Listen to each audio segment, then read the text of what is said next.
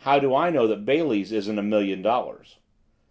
Dale felt as if he had dashed cold water in her face. "What do you mean to do with it, then?" she said. Fleming turned the blueprint over in his hand.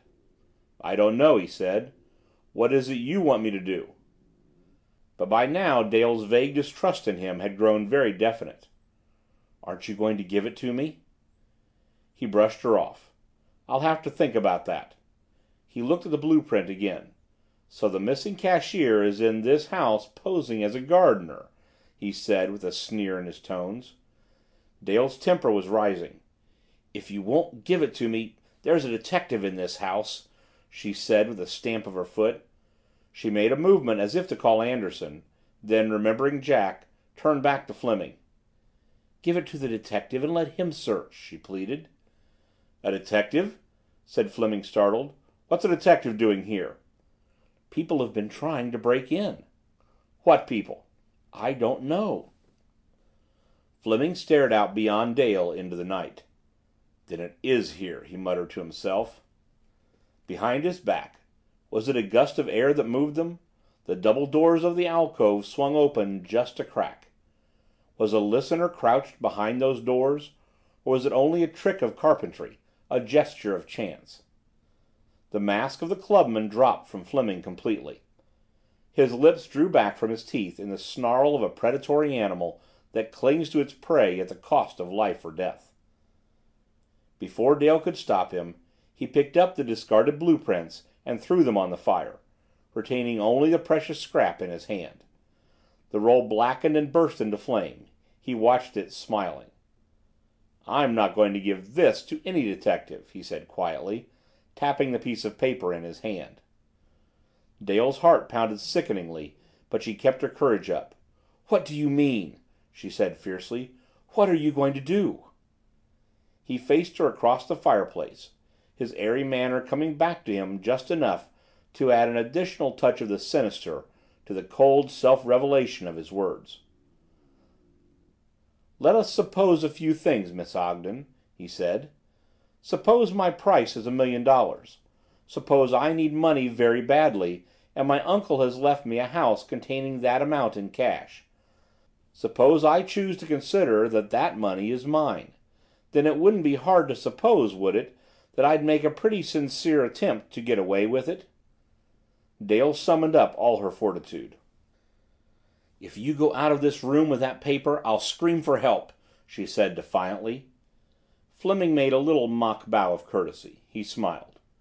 "To carry on our little game of supposing," he said easily, "suppose there is a detective in this house, and that, if I were cornered, I should tell him where to lay his hands on Jack Bailey. Do you suppose you would scream?" Dale's hands dropped powerless at her sides. If only she hadn't told him. Too late. She was helpless. She could not call the detective without ruining Jack. And yet, if Fleming escaped with the money, how could Jack ever prove his innocence? Fleming watched her for an instant, smiling. Then, seeing she made no move, he darted hastily toward the double doors of the alcove, flung them open, seemed about to dash up the alcove stairs. The sight of him escaping with the only existing clue to the hidden room galvanized Dale into action. She followed him, hurriedly snatching up Miss Cornelia's revolver from the table as she did so, in a last gesture of desperation. "No, no! Give it to me! Give it to me!" And she sprang after him, clutching the revolver. He waited for her on the bottom step of the stairs, the slight smile still on his face. Panting breaths in the darkness of the alcove, a short, furious scuffle. He had wrested the revolver away from her, but in doing so had unguarded the precious blueprint. She snatched at it desperately, tearing most of it away, leaving only a corner in his hand. He swore, tried to get it back. She jerked away. Then suddenly a bright shaft of light split the darkness of the alcove stairs like a sword. A spot of brilliance centered on Fleming's face, like the glare of a flashlight focused from above by an invisible hand. For an instant it revealed him, his features distorted with fury, about to rush down the stairs again and attack the trembling girl at their foot. A single shot rang out. For a second the fury on Fleming's face seemed to change to a strange look of bewilderment and surprise. Then the shaft of light was extinguished as suddenly as the snuffing of a candle, and he crumpled forward to the foot of the stairs. Struck. Lay on his face in the darkness, just inside the double doors. Dale gave a little whimpering cry of horror. "Oh, no, no, no," she whispered from a dry throat, automatically stuffing her portion of the precious scrap of blueprint into the bosom of her dress. She stood frozen, not daring to move, not daring even to reach down with her hand and touch the body of Fleming to see if he was dead or alive. A murmur of excited voices sounded from the hall. The door flew open. Feet stumbled through the darkness. "The noise came from this room." That was Anderson's voice. "Holy Virgin!" That must be Lizzie. Even as Dale turned to face the assembled household, the house lights, extinguished since the storm, came on in full brilliance, revealing her to them, standing beside Fleming's body, with Miss Cornelia's revolver between them. She shuddered, seeing Fleming's arm flung out awkwardly by his side. No living man could lie in such a posture. "I didn't do it! I didn't do it!" she stammered, after a tense silence that followed the sudden reillumining of the lights. Her eyes wandered from figure to figure idly, noting unimportant details. Billy was still in his white coat, and his face, impassive as ever, showed not the slightest surprise.